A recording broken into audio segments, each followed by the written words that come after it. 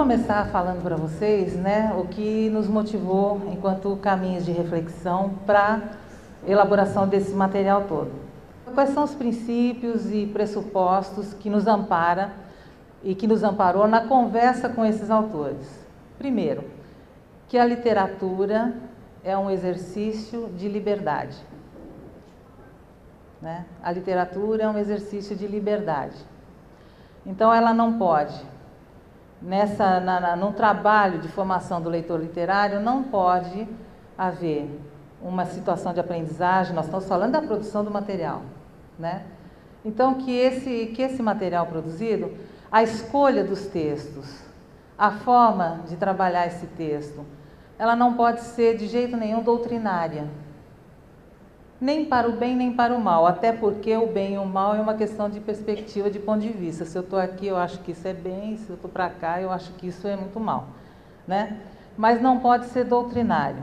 Então, a literatura ela não está a serviço de boas ideias ou da constituição de boa conduta. Ela não tem que ser nem edificante, estou dizendo como função, como finalidade.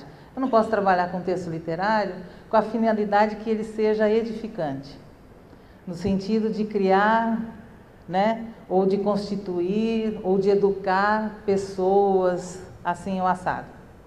Né? Mas também não precisa ser satanizante. Né? Quer dizer, ele não é nem edificante e nem satanizante. Por quê?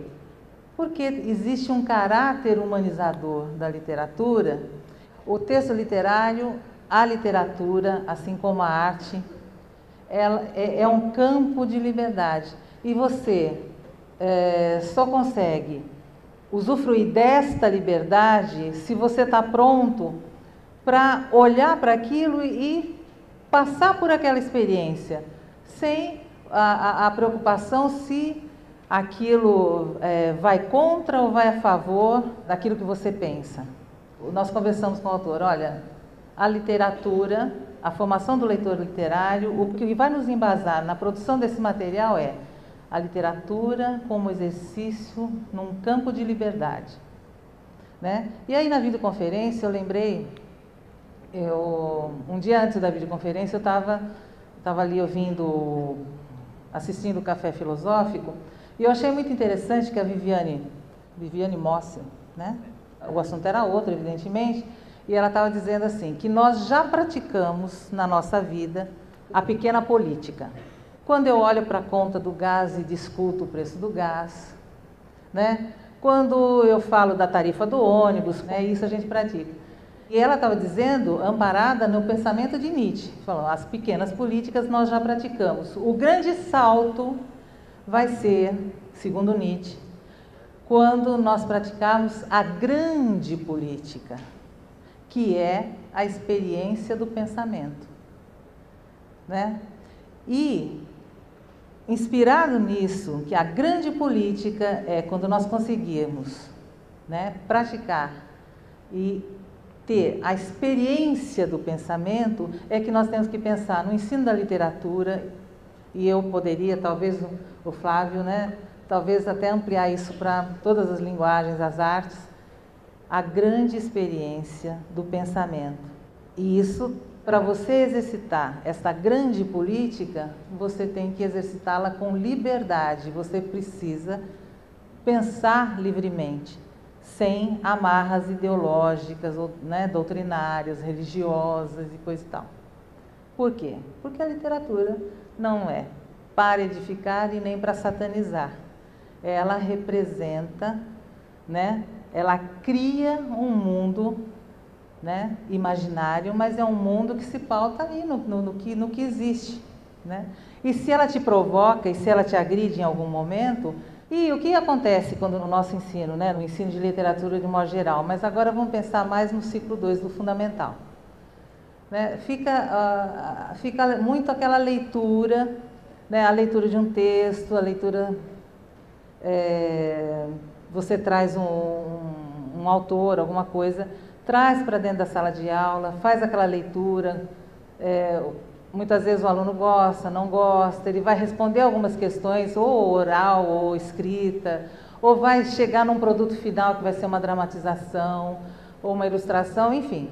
Você vai trabalhar aquele texto e vai avançar na dimensão sócio-histórica dele, vai dar um contexto, vai talvez trabalhar alguma coisa na dimensão linguística, né, de como aquilo foi construído, mas muitas vezes a dimensão estética, né, a ordem estética, né, a forma como ele foi construído esteticamente, isso fica um pouco amortecido, né?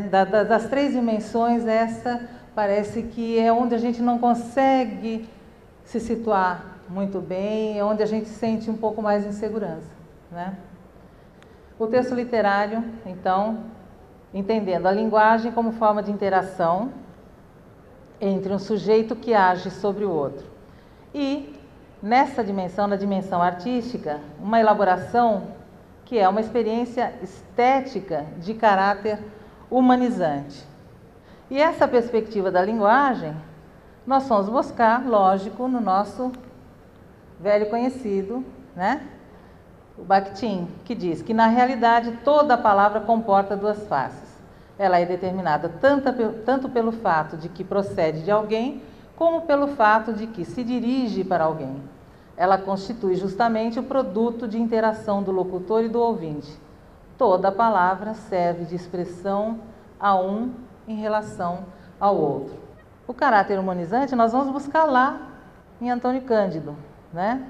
Que fala que o caráter humanizante da literatura pode ser entendido como o exercício da reflexão, a aquisição do saber, a boa disposição para com o próximo, o afinamento das emoções, a capacidade de penetrar nos problemas da vida, o senso da beleza, a percepção da complexidade do mundo e dos seres, o cultivo do humor. Então, o sentido humanizante aqui é de você, na verdade, estar aberto, né, para conhecer. Olha, o exercício da reflexão, a aquisição do saber, boa disposição para com o próximo. Nessa boa disposição para com o próximo, não é num sentido, eu imagino que não, vindo de Antônio Cândido, que não é num sentido judaico-cristão, né? De amar o próximo, mas no sentido ético, né? Essa boa disposição para com o próximo é numa questão ética.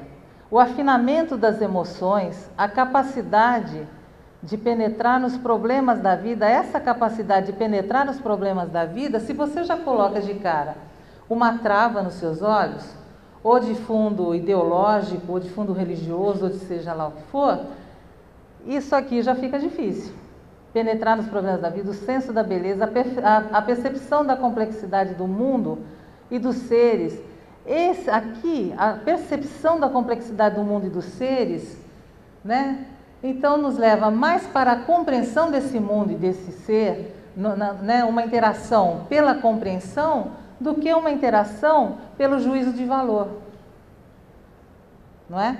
Então, não que ela vá fazer com que todos aqui fiquem, nossa, prontos para ir para o paraíso. Quando lá atrás, né, nós estávamos falando o texto literário como uma experiência artística, nós fomos buscar uma conversa com Anatol Rosenfeld, que diz que a maneira pela qual é comunicado o mundo imaginário pressupõe certa atitude em face deste mundo, ou, contrariamente, a atitude exprime-se em certa maneira de comunicar. Na perspectiva do leitor, a gente poderia dizer que a maneira pela qual o mundo imaginário comunicado é compreendido pressupõe certa atitude em face deste mundo, ou, contrariamente, a atitude em face deste mundo exprime-se em certa maneira de compreender o objeto comunicado. Então, se aqui o Anatol ele faz uma referência àquele que constrói um mundo imaginário e o comunica, aqui, né, numa tentativa de parafrasear, né, com o Anatol, a gente pode dizer, na perspectiva do leitor, a maneira pela qual o mundo imaginário comunicado é compreendido pressupõe uma certa atitude em face deste mundo. E isso nada mais é que eu olho para esse mundo com as experiências que eu tenho.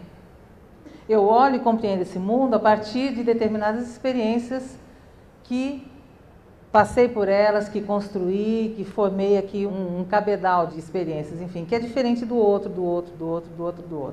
Na perspectiva de uma abordagem socio-interacionista, por que nós pedimos que esse material conversasse com outras linguagens, né?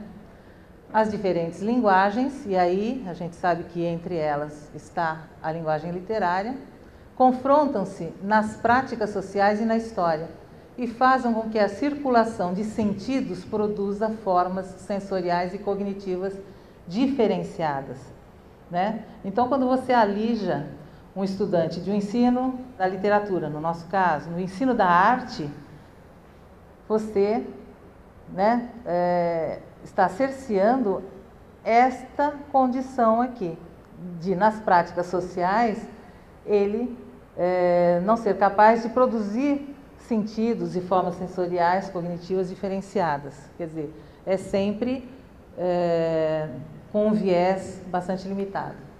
Bom, e aí, daquela conversa toda, né, com o Antônio Cândido, com o Rosenfeld, com o Bakhtin, o que a gente está querendo dizer? Que quanto maior o acesso aos variados fenômenos literários e seus modos característicos de representação do mundo, quanto maior a ampliação das experiências nas diferentes linguagens artísticas e acesso às formas de recepção que cada uma delas suscita, maior será o repertório de referências do leitor e mais possibilidades ele terá para pensar o mundo e interagir com ele e nas redes de relações humanas que nele, né, nesse mundo, se estabelecem. É mais ou menos isso que a gente quer. A gente quer propiciar um ensino, né, uma formação de leitor literário, principalmente no ciclo 2 do ensino fundamental, que dê condição para que eles consigam fruir o texto, conhecer esse texto e passar por experiências de elaboração estética.